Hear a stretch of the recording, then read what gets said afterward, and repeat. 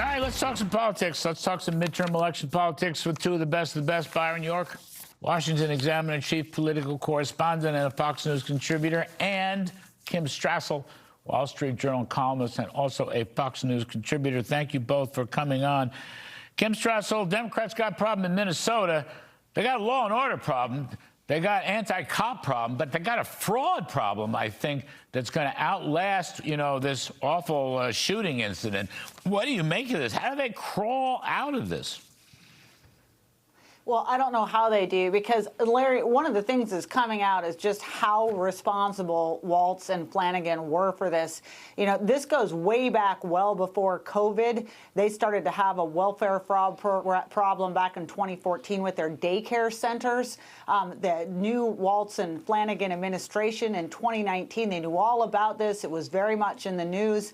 And their lack of response essentially just gave told the fraudsters to double down when the COVID money came, because they knew that they weren't going to get in trouble. So these people really own it. And Tim Walz deciding to get out, now all he does is land the lieutenant governor in it, because she's running for the Senate seat there. And meanwhile, national Republicans are beginning to catch on that this is something they ought to be running on. This is happening in all 50 states, and it's time to do something. Now, there's a hook for Byron. Byron, as your column suggested, I won't say too much Venezuela, but you want more economy, less Venezuela. But, Kim adds this fraud, I'm just going to call it welfare fraud. And I think it's very widespread, isn't it? I mean, we're going to hit California, we're going to hit New York before. There's all these big blue states that live on Medicaid and welfare and the lack of work requirements and people stealing from it, and then you toss in illegal immigration.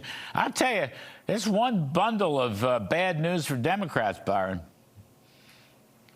I do think you're going to see it in plenty of other states, and I think the most eloquent statement about the political dangers of this Minnesota fraud scandal came from Governor Walz, and that statement was his withdrawal from the re-election race. I think that shows that he's extremely worried about that. Now, on the idea of more economy versus more Venezuela, I wrote a column, I think it was on December 9th, that said Trump's job is to stay focused on the economy. Because if you remember, the administration seemed to kind of have remembered that the midterms are coming up, and then they needed to do more on the economy and to talk more on the economy. And President Trump made a primetime speech, and he started making trips. He went to Pennsylvania, went to North Carolina. And less than a month later, he does Venezuela. And that just becomes this huge thing because it's going to last quite a while. Even President told the New York Times that it could take quite a long time to settle the after effects of this Venezuela action. So does that take away from Trump talking about the midterms? I think it does, and that's not a good thing. Well, there's probably risk there. I agree. But what's interesting? The data, Kim, you look at these numbers, you're running 5% run rate in the fourth quarter. You had over 4% in the third quarter. You had almost 4% in the second quarter.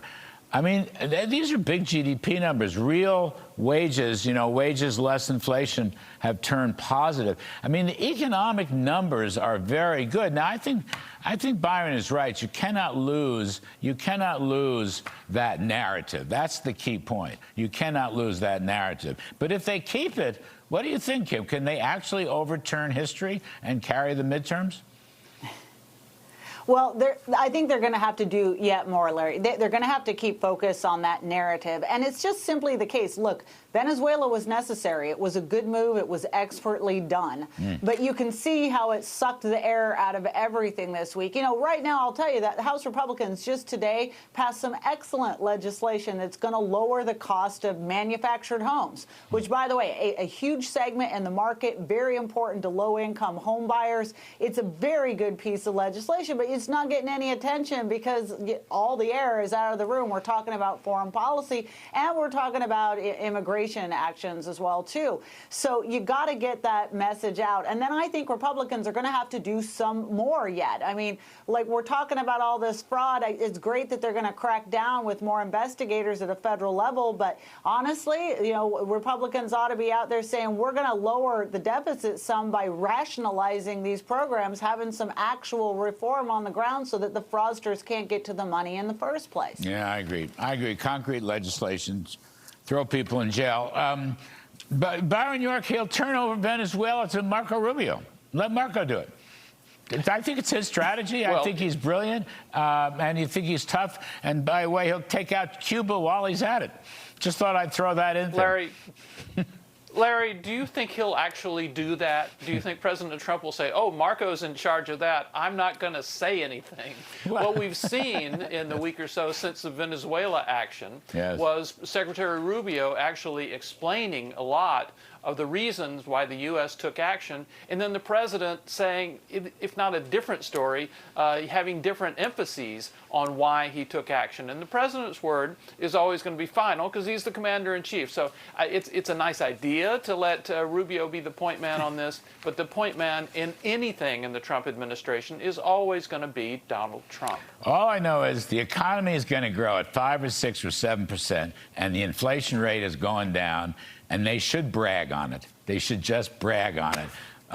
That's my strategy. But here we are, Byron York and Kim Strassel. You're both terrific.